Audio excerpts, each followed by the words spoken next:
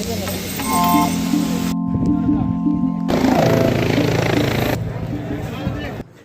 Hello guys, मैं हूं नमन और आप सबका स्वागत है मेरी नई वीडियो पे। तो मैं हाल ही में केदारनाथ गया था और मजाक नहीं करूँगा, बहुत ही सुंदर जगह है।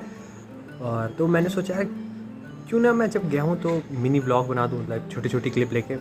और उसमें जर्नी है, मतलब थी बहुत टफ जर्नी थी, चढ़ने में तो टफ थी, बाकी वीडियो देखो। और हमने अपना सफ़र शुरू किया रात के अंधेरे, आई मीन सुबह के 4:30 बजे। और हम अपनी गाड़ी का वेट कर रहे थे और हमारी गाड़ी में बैठते ही ऐसी नींद पड़ी, पर आँख खोलते इतना सुंदर नज़ारा दिखा। पर क्या पता था, ये तो सिर्फ शुरुआत थी। और फिर हम पहुंच गए सोनप्रयाग, क्योंकि हमारी गाड़ी ने उससे आगे जाना नहीं था, हमको टैक्सी चेंज करनी थी। और मजाक नहीं करूँगा, कितना सुंदर नज़ारा था, सब कुछ इतना प्यारा लग रहा था और मज़ा भी आ रही थी। पर मुझे नहीं पता था कि मेरा जो ये मज़ा है ये सारा ख़त्म होने वाला है कुछ ही देर में।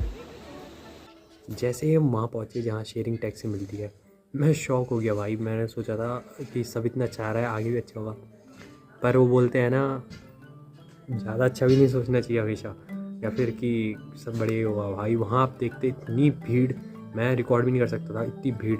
एक गाड़ी आ रही है और एक में कम से कम 8 या ज़्यादा से ज़्यादा 12 बैठ सकते होंगे, उसमें ऐसे घुस रहे हैं ना लोग ऐसे। और फिर थोड़े बड़े भी उम्र वाले लोग थे, तो फिर मैं ये सोच चल रहा था यार थोड़ा आराम से चलता हूँ कि और भी किसी लगने जाए। फिर मैंने उसको अवॉइड करा, मैंने छोड़ यार कि नेगेटिव वे में क्यों लेना, मैं तो अच्छी भगवान के दर्शन करने आया हूँ, चीज़ें आया हूँ, इन सबको छोड़ मैं अवॉइड करती हूँ, मैं चले गया अपनी जर्नी की ओर।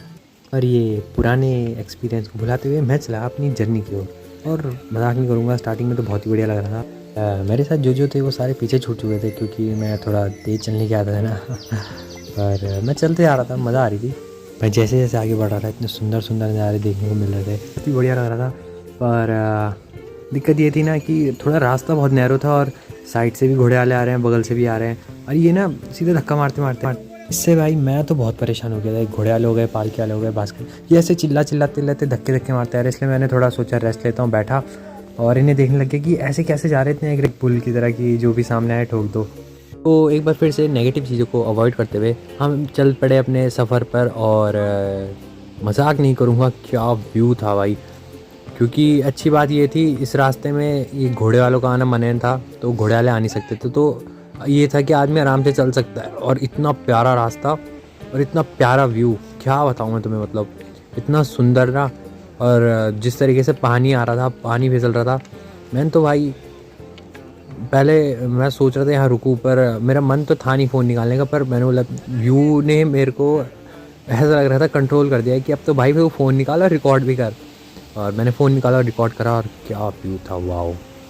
मजाक नहीं करूँगा, लोग तो फ़ोटो खिंचा रहे थे, तो थोड़ा सा भीड़ थी, पर मतलब बोल नहीं सकते, मैं भी तो निकाल रहा हूँ, मैं भी फ़ोटो खिंचाई, हमने भी खिंचाई, मैं मेरे भाई ने।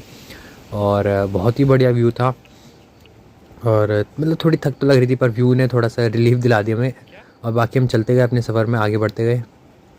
और फिर हम आगे चले और इतना सुंदर नज़ारा देखने को मिला ना। हम एक तो बार बार रुक रहे थे कि बहुत थक लग रही थी, मतलब बार बार, मतलब जब ज़्यादा ट्रैक करते रहते फिर रुक रहे थे व्यू देखने के लिए, क्योंकि मजाक नहीं कर रहा, फ़ोन हाथ से बाहर निकालने का मन नहीं कर रहा था। पर यहाँ पे करा, क्योंकि भाई क्या ब्यूटी थी। थोड़ा और चलने के बाद फिर से मैंने रेस्ट किया, थोड़ी सांस ली, थोड़ी और सांस ली, और फिर चलते बने। और थोड़ा पास आ गए, मतलब अब लगने लगा कि पहुंचने वाले हैं मंदिर, क्योंकि हेलीकॉप्टर अपना पास जा रहा था। मैं हेलीकॉप्टर का अंदाज़ा लगा के जा रहा था कि जितना पास हेलीकॉप्टर है, हेलीकॉप्टर दिखने लगे, इसका मतलब मंदिर भी आने वाला है। और आगे चलते रहे, और मंदिर शायद थोड़ा थोड़ा दिखना शुरू हो गया था। फिर इतनी मेहनत करने के बाद लास्ट में हम अपने होटल में आ ही गए और चैन की थोड़ी सांस ली थी। सो गाइस, होटल में आ चुके हैं, मतलब आफत आ गई यार चलते चलते। पर सुबह निकल गए थे हम, मतलब यहाँ पहुँच गए थे 9:30, 3 बज चुके हैं, 6 घंटे हो गए ऑलमोस्ट। खाना भी नहीं खाया, मैं तो जूस वगैरह ही पी रहे थे रास्ते में, नींबू पानी वगैरह, क्योंकि खाना खाता तो फिर नहीं चढ़ा जाता। और भी लोग भी आ रहे हैं, मेरा भाई उनको लेने गया है, बाकी मैं अकेले ही हूँ। बहुत ही बढ़िया रूम मिला हमको अच्छे रेट में, मेरे भाई के दोस्त था तो उन्होंने दिलवाया। बाकी मिलते हैं फिर आगे किसी में बताता हूँ। फिर मैं चले गया मंदिर की ओर। मेरे साथ जो आ रहे थे वो तो पहुँचे नहीं थे, तो इसलिए मैंने बोला अभी तो दर्शन कर नहीं सकता, तो मैंने अपने घर वालों को यहीं से बाहर से वीडियो कॉल से मंदिर के दर्शन कराए, और उन्हें काफ़ी पसंद आया। और यहाँ पे 1-2 फ़ोटो लेने के बाद मैं फिर चल पड़ा खाना खाने। सो मैं आया हूँ खाना लेने यहाँ बाहर बहुत ठंडा है, बहुत तगड़ा व्यू है। व्यू देखो यार, बहुत ही ज़्यादा ठंडा हो रहा है, हाथ भी कांप रहा है मेरा। सुबह से खाना भी नहीं खाया मैंने क्योंकि फिर अगर खाना खा लेते तो फिर चढ़ान कहाँ से होती। और बस नींबू पानी या जूस वगैरह ही पी लेते हैं। फिर अब खा रहा हूँ। टाइम क्या हो गया, 5 बजने वाले हैं, और फिर रात को खाएंगे फिर बाद में मिलते हैं। बाद में चल पड़ा मंदिर की ओर। रात को मैंने दर्शन करने थे पर दर्शन नहीं हो पाए क्योंकि मंदिर के कपाट जल्दी बंद हो गए थे। बुरा लगा, बट मैं शॉक हो गया भाई जब मैंने देखा कि जो शिला है वहाँ पे जिसने बाढ़ रोक दिया था, मतलब बाढ़ का पानी रोक दिया था। हैरान हो गया भाई, मतलब मैंने हमेशा सुना ही था कि एक पत्थर आया था, बट जब अपनी आंखों से देखा ना, मतलब मैं शौक हो गया यार, इतने से पत्थर ने पूरा इतना पानी रोका। भगवान का करिश्मा था ये भी। इसी के साथ भगवान का आशीर्वाद लेके मैंने आज का दिन ख़त्म किया। और आज था नया दिन और आज मंदिर भी आना था, पर मैं सुबह उठ के मैंने अपने रूम से बाहर देखा, ओ माय गॉड क्या व्यू था।